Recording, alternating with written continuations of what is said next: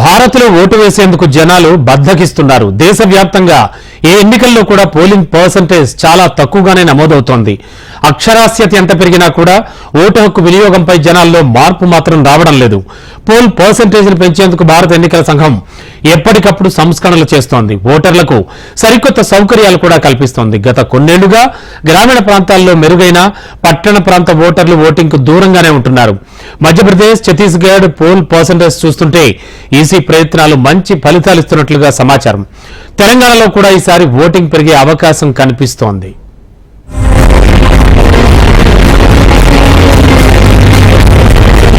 భారత ఎన్నికల సంఘం తీసుకొచ్చిన సంస్కరణలు, సరికొత్త సౌకర్యాలు మంచి ఫలితాలను ఇస్తున్నాయి. గతంలో దేశంలో పోల్ పర్సెంటేజీ చాలా పూర్గా ఉండేది. ఒక్కోసారి 50% కూడా దాటని పరిస్థితి ఉండేది. 2014 లోక్సభ ఎన్నికల్లో దేశంలో రికార్డు స్థాయిలో పోల్ పర్సెంటేజ్ నమోదైంది. 2009లో పోల్ పర్సెంటేజ్ 58% నమోదు కాగా 2014 ఎన్నికల్లో 66.4%, 2019 ఎన్నికల్లో 67.6%కి పెరిగింది. వచ్చే ఎన్నికల్లో ఓటింగ్ శాతాన్ని 70 దాటించాలన్న లక్ష్యంతో భారత ఎన్నికల సంఘం తీవ్రంగా కృషి చేస్తోంది.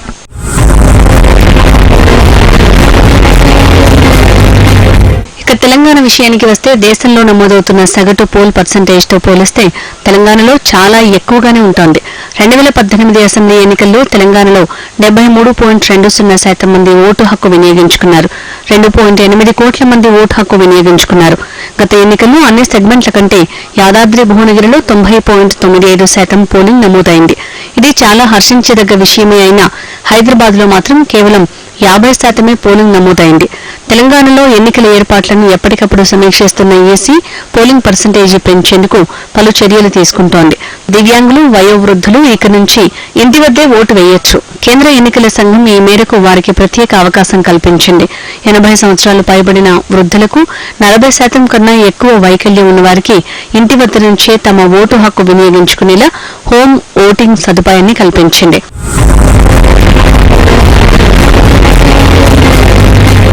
ఎన్నికల సంఘం కల్పించిన కొత్త సదుపాయాన్ని ఉపయోగించుకుని ఇంటి వద్దనే ఓటు వేసేందుకు 28,057 మంది దరఖాస్తు చేసుకున్నారు.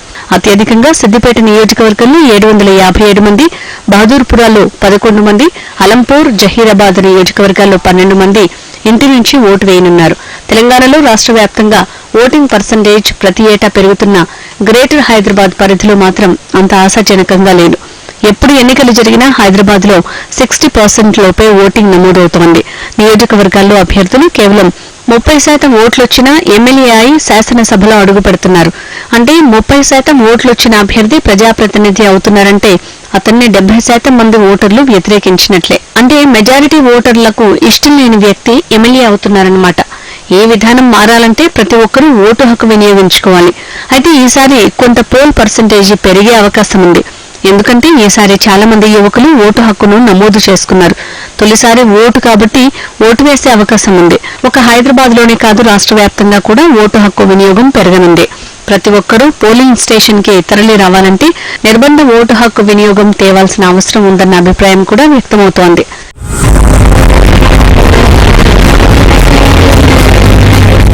భారతదేశంలో ఓటింగ్ పెరగాలంటే పూర్తిస్థాయి ఓటింగ్ కోసం వివిధ దేశాల్లో అవలంబిస్తున్న నిర్బంధ ఓటింగ్ విధానం ఇక్కడ అమలు చేయాలని స్వచ్ఛంద సంస్థలు, ప్రజా సంఘాలు కోరుతున్నాయి. ఆస్ట్రేలియాలో నిర్బంధ ఓటింగ్ విధానాన్ని అమలు చేస్తున్నారు. అర్హత వయసు వచ్చాక ప్రతి ఒక్కరూ ఓటరుగా నమోదవ్వాలి. ఓటింగ్లో తప్పనిసరిగా పాల్గొనాలి. ఓటు వేయకపోతే జరిమానా విధించేలా నిబంధనలు ఉన్నాయి. ఎన్నికలు జరిగిన వారంలోగా విచారణ జరిపి ఓటు వేయని వారు ఎంత జరిమానా చెల్లించాలి అన్నది నిర్ణయిస్తారు. బెల్జియంలో ఓటు వేయని వారికి భారీగా జరిమానా విధిస్తున్నారు. ఓటరు జాబితాలో పేరుండి వరుసగా 4 సార్లు ఓటు వేయకపోతే 10 ఏళ్ల వరకు ఓటు హక్కును తొలగిస్తారు. మొదటిసారి ఓటు వేయకపోతే 2,000 నుంచి 4,000 యూరోలు, రెండోసారి అయితే 10,000 యూరోల వరకు జరిమానా విధిస్తారు. సర్కారు ఉద్యోగ అవకాశాలు, పథకాలు, సదుపాయాల్లో ప్రాధాన్యం తగ్గిస్తారు.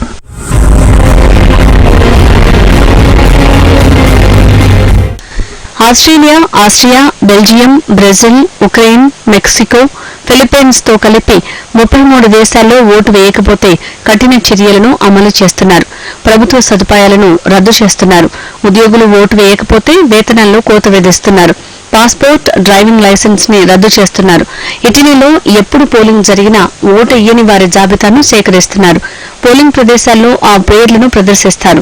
పోలీసులు జారీ చేసే ధృవపత్రాల్లోనూ ఈ వివరాలు ఉండటంతో పౌరులు ఓటు హక్కు వినియోగంలో నిర్లక్ష్యం చేయకుండా పోలింగ్ కేంద్రాలకు తరలివస్తారు. బొలివియా దేశంలో ఓటేసిన ప్రతి ఒక్కరికి గుర్తింపు కార్డు జారీ చేస్తారు.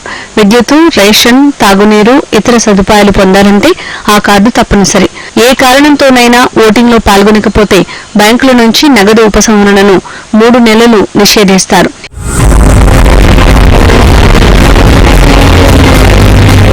ఇన్ని కఠిన నిబంధనలు ఉన్నాయి కాబట్టి Australia, Chile, Belgium, Italy, Luxembourg దేశాల్లో అత్యధిక పోలింగ్ శాతం నమోదవుతుంది.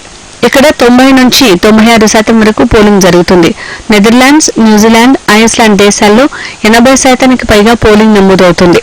పోలింగ్ శాతం పెరగటం వల్ల గెలిచిన అభ్యర్థికి, ప్రభుత్వానికి ఎంతమంది ఓటర్ల మద్దతుందో తెలుస్తుంది.